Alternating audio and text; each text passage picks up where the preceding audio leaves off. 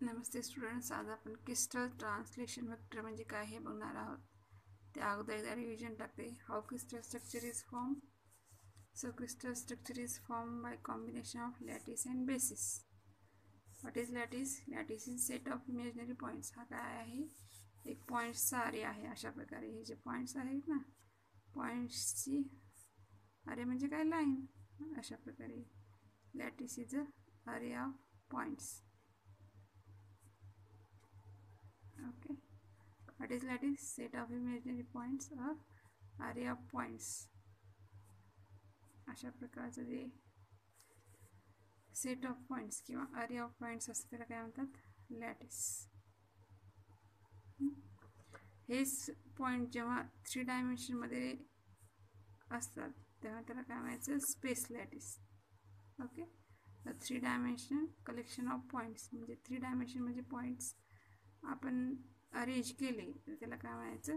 Space lattice. Which has identical surrounding म्हणजे ह्या पॉईंटच्या अक्रॉस हा पॉईंट तेवढ्या डिस्टन्सवर, हा पॉईंट तेवढ्या डिस्टन्सवर, हा पॉईंट तेवढ्याच आणि हा पॉईंट तेवढ्या डिस्टन्सवर. प्रत्येक पॉईंट हा सेम डिस्टन्सला असला पाहिजे. त्यालाच काय म्हणतात? आयडेंटिकल म्हणजे एकसारखं सराउंडिंग्स. कुठल्याही पॉईंट्सच्या भोवताली सेम सराउंडिंग्स, त्याला काय म्हणायचं? Space lattice. 3 dimensional collection or arrangements of points is called as space lattice which has identical surroundings. अशा प्रकारचा हा काय झाला? Space lattice. शब्द लिहायचा राहिला माझा. Space lattice. अशा प्रकारचा स्पेस लॅटिस जेव्हा ग्रुप ऑफ ॲटम किंवा सिंगल ॲटम हे असू शकतो. सोडियम क्लोराईडमध्ये एक सोडियम आणि क्लोराईड. सिंगल ॲटममध्ये एखादा डायमंडमध्ये काय कार्बनच असतं, फक्त कार्बन कार्बन कार्बन कार्बन. इथं प्रत्येक पॉईंटला अटॅच होऊन क्रिस्टल स्ट्रक्चर बनत असतं. समजा इथं एक लार्ज ॲटम आहे आणि एक स्मॉल ॲटम आहे, 2 ॲटम्स आहेत इथं. तर हे प्रत्येक ॲटम हे या लॅटिस पॉईंटला अटॅच होऊन क्रिस्टल स्ट्रक्चर तयार होतं. मी दाखवते कसं ते. इक्वल टू हे बघा, हे इकडले पॉईंट्स मी इकडे ड्रॉ करते.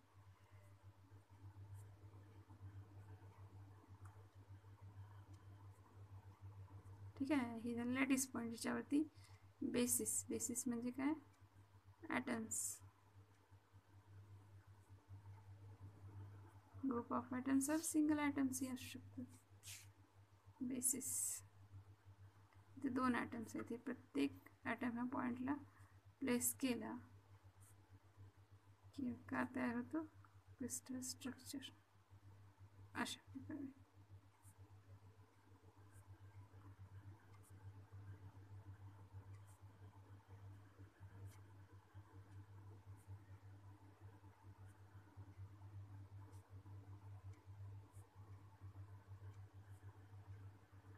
ठीक आहे, हे काय तयार झालं मग? Crystal structure. ठीक आहे, स्पेस लॅटिस प्लस बेसिस प्रत्येक पॉईंटवर प्लेस केल्यानंतर काय तयार झालं? Crystal structure. ठीक आहे, आता हे क्रिस्टल स्ट्रक्चर जे आहे त्याच्यामध्ये नेक्स्ट आर्टिकल बनवणार आहोत आपण. क्रिस्टल ट्रान्सलेशन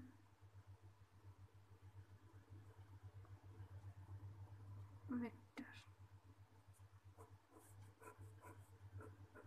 ठीक आहे, आता हे लॅटिस पॉईंट्स जे आहेत स्पेसमध्ये रिप्रेझेंट करण्यासाठी एक कोऑर्डिनेट सिस्टीम लागते. ठीक आहे, हे इथून डिस्टन्स किती आहे, इथून डिस्टन्स किती आहे, इथून ह्या पॉईंटचं डिस्टन्स किती आहे हे स्पेसिफाय करण्यासाठी काय लागतं? एक कोऑर्डिनेट सिस्टीम लागते. ओके, मग ही कोऑर्डिनेट सिस्टीम कशी जनरेट होते ते आपल्याला बघायचं आहे.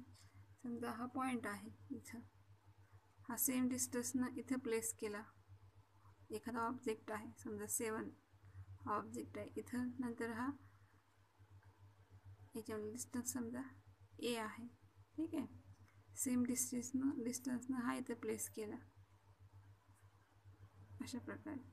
ठीक आहे, हा काय एका लाईनमध्ये झाला म्हणून ह्याला म्हणायचं लिनियर लॅटिस.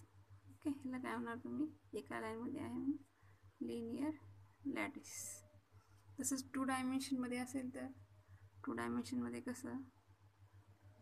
असा हा पॉईंट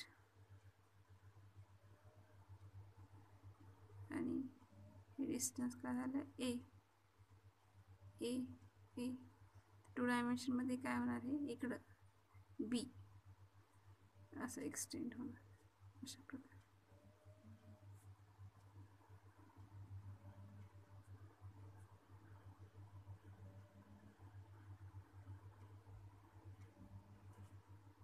ओके, अशा प्रकारे हे डिस्टन्स ए आणि हे distance B.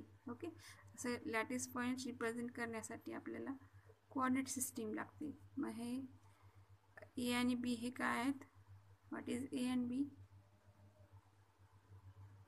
A B are fundamental, त्याला काय म्हणलं जातं? Fundamental translation vector. Okay, A आणि बीला काय ट्रान्सफर व्हायला यायचं, इथून इथं नंतर इथून इथं सेम डिस्टन्सनं ते असं ट्रान्सफर व्हायला, म्हणून काय A B are the fundamental translation vector. मग इथं ट्रान्सलेशनचं इक्वेशन कसं येईल? टी इज इक्वल टू, समजा इथलं डिस्टन्स हे 1 आहे, इथलं डिस्टन्स 1 आहे, तर 1a प्लस 1b. समजा हे आपण अशी ही सेल कन्सिडर केली तर हे डिस्टन्स किती आहे? T is equal to 2a, हे डिस्टन्स 2a आणि हे डिस्टन्स 1b. तर इन जनरल याला कसं लिहिता येईल आपल्याला? Translation vector in 2D with respect to fix. इथं समजा एखादी इथं ओरिजिन समजून आपण ह्या कन्सिडर करा. ओरिजिन म्हणजे इथून स्टार्ट करावं ना आपण, हे एक समजून जर असं ड्रॉ केलं तर ट्रान्सलेशन वेक्टर किंवा translation lattice at this position कसं लिहिता येईल आपल्याला? 2a प्लस 1b असं लिहिलं. इन जनरलमध्ये कसं लिहिता येईल? n1a plus n2b. इथं n1ची व्हॅल्यू काय झाली? 2, n2ची व्हॅल्यू काय झाली? 1. ठीक आहे, अशा प्रकारे इन जनरल जे इक्वेशन आहे 2 डायमेन्शनमध्ये असं आपण ट्रान्सलेशन वेक्टरचं लिहू शकतो. तसंच 3 डायमेन्शनमध्ये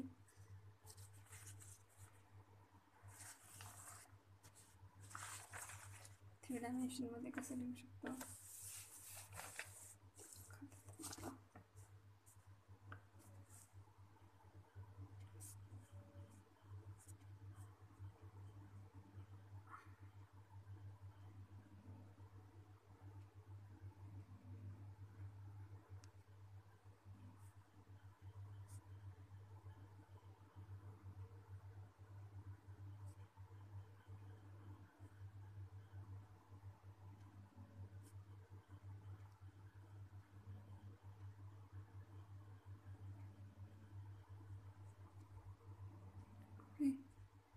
हे डिस्टन्स ए, हे डिस्टन्स बी आणि हे हाईटचं distance C.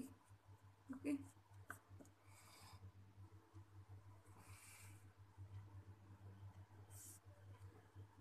so translation vector in 3 dimension t is equal to n1a plus n2b plus n3c. अशा प्रकारे आपण 3 डायमेन्शनमध्ये लिहू शकतो. आता इन जनरल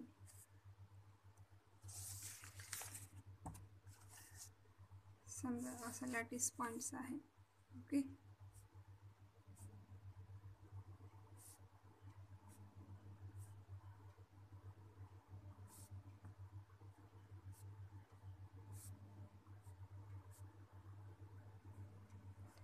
ठीक आहे. समजा इथे एखादा पॉईंट कन्सिडर केला, कुठला? हा पॉईंट समजा पी आहे आणि हा पॉईंट क्यू आहे. मला पी पासून क्यू पर्यंत जायचं आहे. मग इथं पी पासून क्यू पर्यंत जाण्यासाठी आपल्याला काय करावं लागेल? ट्रान्सलेशन ऑपरेशन ऑपरेट करावं लागेल. That is P to Q. इथं इथपर्यंत जाण्यासाठी समजा टी हे ट्रान्सलेशन ऑपरेशन ऑपरेट केलं. ठीक आहे, मग इथले समजा पोझिशन वेक्टर ड्रॉ करायचं आहे पीचं. समजा हे ओरिजिन आहे, इथंपर्यंतचं डिस्टन्स काय? आर हे पोझिशन वेक्टर कन्सिडर केलं. इथंपर्यंतचं डिस्टन्स हे आर डॅश हे पोझिशन वेक्टर कन्सिडर केलं. तर इथं आपल्याला बघा आता समजा हे ओरिजिन ओ आहे, ओ पी हे डिस्टन्स काय आहे, ओ पी हे distance vector R, P Q हे डिस्टन्स ट्रान्सलेशन ऑपरेशन करून आपण काय ह्या पॉईंटपासून ह्या पॉईंटपर्यंत चालू आणि ओ क्यू हे डिस्टन्स आर डॅश. ठीक आहे. मग इथं जे आहे लॅटिसमध्ये R dash is equal to जे नवीन पोझिशन मिळालेली आहे लॅटिसची, that position is equal to काय असतं, R dash is equal to, तर काढायचं आहे आपल्याला हे distance R dash is equal to काय असतं मग बघा, that is equal to R plus T. कसं आर हे जे आर आहे, ओके, हे आर इतकं डिस्टन्स किती आहे, हे 1a बरोबर आहे, किती आहे 1a, आणि इथून इथंपर्यंतचं 1 2, हे ॲक्सिस म्हणजे काय आहे a बरोबर आहे, हे ॲक्सिस म्हणजे b. सो दिस इथून इथंपर्यंत distance a. So r is equal to a इथून distance plus 2b. Okay, position vector r ची व्हॅल्यू काय आली a प्लस 2b. आणि ट्रान्सलेशन वेक्टर t आता इथून इथे जायचं आहे, मग कसं जाणार, इथून इथंपर्यंत नंतर इथून इथंपर्यंत, हे डाऊनवर्ड आहे, इथून इथेपर्यंत डिस्टन्स किती आहे, इथून एवढं a प्लस a म्हणजे 2a बरोबर आहे. डाऊनवर्ड चाललं, डाऊनवर्ड जात असताना लॅटिसमध्ये ते डिस्टन्स निगेटिव्ह असतं, डाऊनवर्ड किती पॉईंटनं 1, 2a मायनस b अशा प्रकारे. ठीक आहे. मग दोन्हीची बेरीज करा किती येतं, so R dash is equal to a plus 2b plus 2a minus b. ठीक आहे, करा बेरीज, मग हे किती येईल, A plus A sorry, so R dash is equal to आरची व्हॅल्यू सबस्टिट्यूट करा, टीची व्हॅल्यू सबस्टिट्यूट करा, किती येईल ए प्लस 2a 3a नंतर 2b minus b plus b.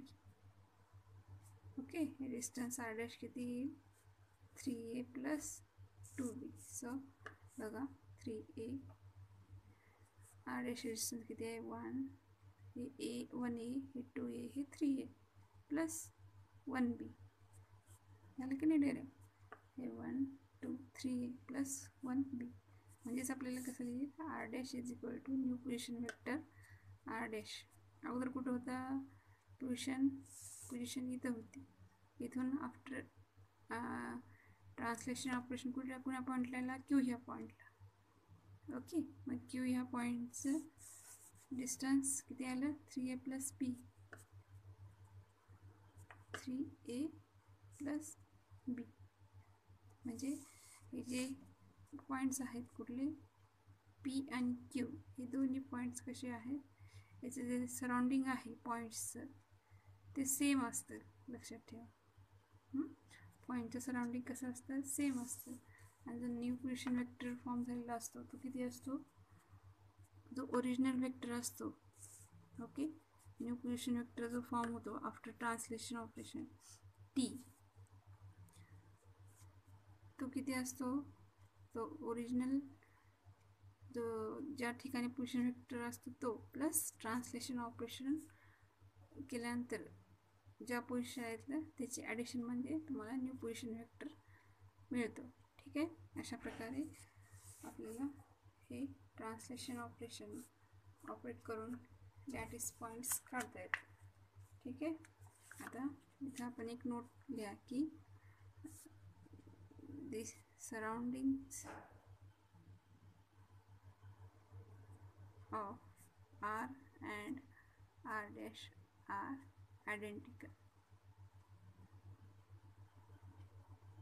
Okay, identical म्हणजे ह्या पॉईंट्सवरून जरी ऑब्झर्व केलं इथले पॉईंट्स तरी सेम दिसतात, आणि ह्या पॉईंट्सवरून जरी ऑब्झर्व केले इथले पॉईंट्स तरी तिथलं जे सराउंडिंग जे आहे ते सेम दिसत असतं. ओके, अशा प्रकारे हे ट्रान्सलेशन वेक्टर्स कशाला यूज केले जातात, तर लॅटिस पॉईंट रिप्रेझेंट करण्यासाठी हे ट्रान्सलेशन वेक्टर यूज केलं जातं. So lattice point in 3D represented by n1 a n2 b, where n1 n2 n3 हे काय आहेत, इंटिजर्स आहेत, आणि ए बी सी हे काय आहेत, फंडामेंटल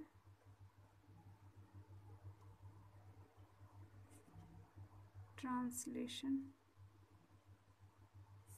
वेक्टर्स. ओके,